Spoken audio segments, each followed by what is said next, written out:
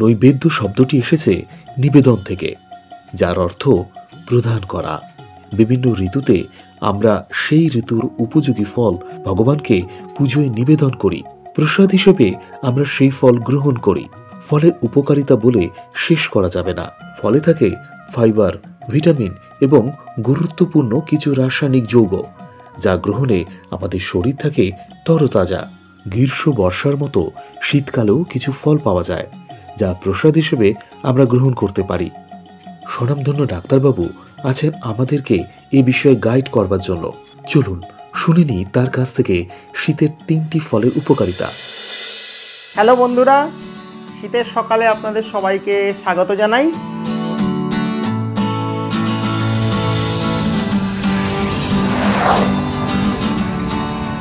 এই শীতকালে ঠাকুরের সামনে যখন পূজা নিবেদন করতে চলেছেন অথবা কিনা নৈবেদ্য অর্পণ করতে চলেছেন, তখন স্বাভাবিকতই আমাদের মনে পড়ে ফলের কথা।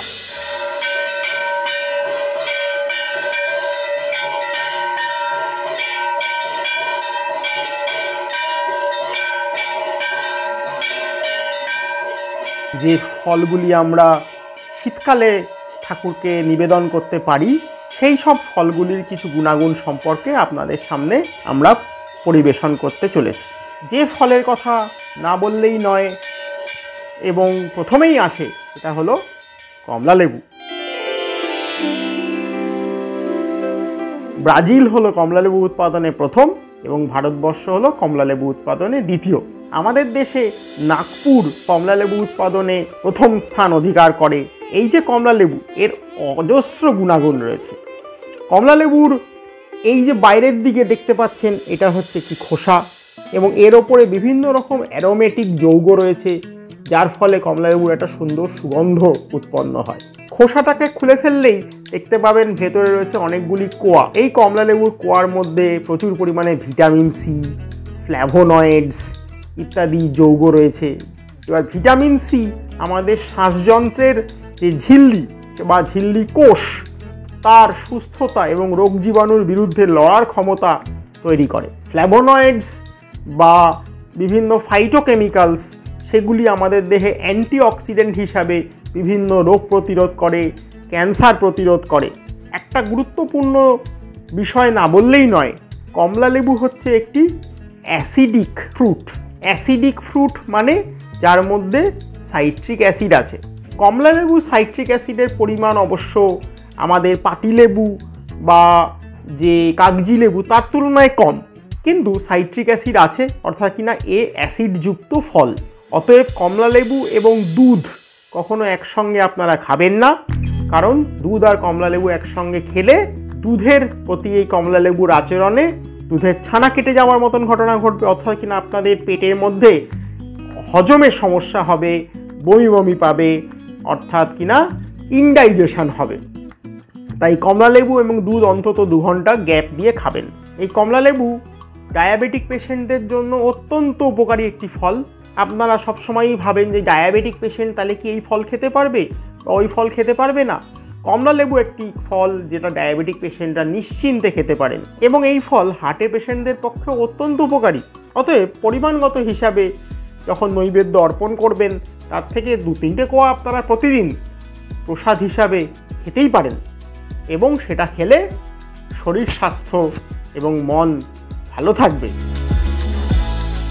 তবে বন্ধুরা, একটা জিনিস মাথায় রাখতে হবে, যেহেতু এটা অ্যাসিডিক বা অম্লিক ফল, তাই জন্য যারা অত্যন্ত গ্যাস অম্বলে ভোগেন তাদের পক্ষে এই ফল অতিরিক্ত মাত্রায় সেবন করাটা যুক্তিযুক্ত হবে না, কারণ তাদের ইনডাইজেশন বা গ্যাস অম্বলের সমস্যা বা বমি বমি ভাব বৃদ্ধি পেতে পারে। কিন্তু প্রসাদ হিসাবে আপনারা 1-2 কোয়া খেতেই পারেন।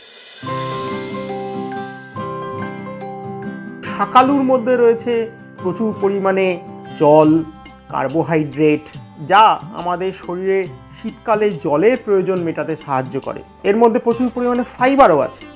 ফাইবার হচ্ছে আমাদের শরীরে কনস্টিপেশন প্রিভেন্ট করে। যদি বেশি পরিমাণ শাকালু খাওয়া যায়, তাহলে কিন্তু আমাদের শরীরে যেমন কোষ্ঠকাঠিন্য প্রিভেন্টেড হবে বা সমস্যার সমাধান হবে, তেমনি শীতকালে জলের সমস্যার সমাধান হবে, আর কিছু পরিমাণে ক্যালোরি অর্থাৎ কিনা শক্তিও আমরা এই ফলের মাধ্যমে পাবো। এই ডালিম বা বেদানার এই যে খোসা, এটাকে খুললেই দেখতে পাবেন অনেকগুলি ছোট ছোট ছোট ছোট দানা এর মধ্যে রয়েছে।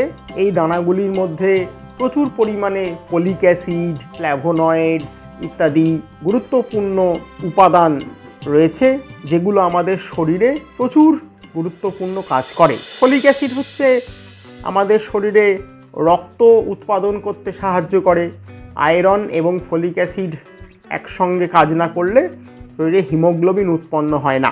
আর ফ্ল্যাভোনয়েডস অ্যান্টিঅক্সিডেন্ট হিসাবে ত্বকের জেল্লা বজায় রাখা, মাংসপেশি সক্ষমতা বজায় রাখা, মেমোরি অর্থাৎ মনে রাখার ক্ষমতা ধরে রাখা, এরকম অনেকগুলো গুরুত্বপূর্ণ কাজে এর ভূমিকা অনস্বীকার্য। আর এই যে ডালিম, এই যে শুধুমাত্র রক্ত তৈরিতেই সাহায্য করে তাই নয়, প্রস্টেট গ্রন্থির নর্মাল সক্ষমতা বজায় রাখতেও এর ভূমিকা অনস্বীকার্য। ডাক্তারবাবু, অনেক সময় ফল কেটে নৈবেদ্যতে দেওয়া হয়, কাটা ফল কতক্ষণ তার গুণাগুণ ধরে রাখে? এই যে ফলগুলি নিবেদন করবেন নৈবেদ্যে, কিভাবে নিবেদন করবেন বা কিভাবে নিবেদন করলে সেটা স্বাস্থ্যের পক্ষে ভালো। অনেক সময় আমরা ফল কেটে নিবেদন করি এবং কাটার পরে বহুক্ষণ ফলটা কাটা অবস্থায় থাকে, বা সেদিনটায় পূজার পরে প্রসাদ হিসাবে সমস্ত ফল একসঙ্গে খায় না, কিছুটা ফল হয়তো কাটা অবস্থাতেই পরের দিনও রয়ে গেল। এই প্রসঙ্গে মনে রাখা জরুরি যে কাটা ফল কাটার পরে মাত্র 2 ঘন্টা ভালো থাকে, তারপরেই কিন্তু অনেক রোগ জীবাণু যেমন লিস্টেরিয়ার সংক্রমণ হতে পারে। তার থেকে মারাত্মক রোগ ব্যাধি, পেট খারাপ, লুজ মোশন অর্থাৎ কিনা পাতলা পায়খানা, বমি বমি ভাব, ইনডাইজেশন বা হজমের সমস্যা হতে পারে। ফল যতটা সম্ভব আপনারা না কেটে নৈবেদ্য হিসাবে দিন, আর যদি কাটাই হয় সেই দিনে যদি ফল ব্যবহৃত না হয় তাহলে দ্রুত ফ্রিজে সংরক্ষণ করুন। মনে রাখতে হবে কাটা ফল ফ্রিজে 4 থেকে 5 দিন অবধি সংরক্ষণ করা সম্ভব, যদিও কিছু ফল যেমন আপেল দেখা যায় যে কাটার পরে কয়েক ঘন্টা রাখলেই তার উপরে একটা বাদামি আস্তরণ পড়ে। তার কারণ হচ্ছে আপেলের মধ্যে পিপিও বলে একটি এনজাইম বা উৎসেচক, দ্যাট ইজ পলিফেনল অক্সিডেজ বলে একটি উৎসেচক থাকে, এবং সেই উৎসেচক আপেলের মধ্যে যৌগিক ক্রিয়ার মাধ্যমে মেলানিন উৎপন্ন করে, যা বাদামি রং ধারণ করে।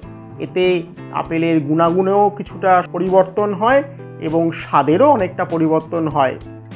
অতএব আমরা কোনো ফল কাটার পরে 2 ঘন্টার বেশি যাতে ফেলে না রাখা হয় সেই ব্যাপারে সতর্ক থাকব। নমস্কার বন্ধুরা, আশা করি আমাদের এই অনুষ্ঠান আপনাদের ভালো লেগেছে এবং আপনারা এখান থেকে অনেক কিছু প্রয়োজনীয় তথ্য আহরণ করেছেন। আপনারা এই ইউটিউব চ্যানেলে আরো কি কি দেখতে চান তা আমাদের জানান। আপনাদের মূল্যবান উপদেশ আমাদের ভীষণ দরকার। লাইক করুন, সাবস্ক্রাইব করে আমাদের পাশে থাকুন। আজ আসি, আগামী পর্বে আবার দেখা হবে।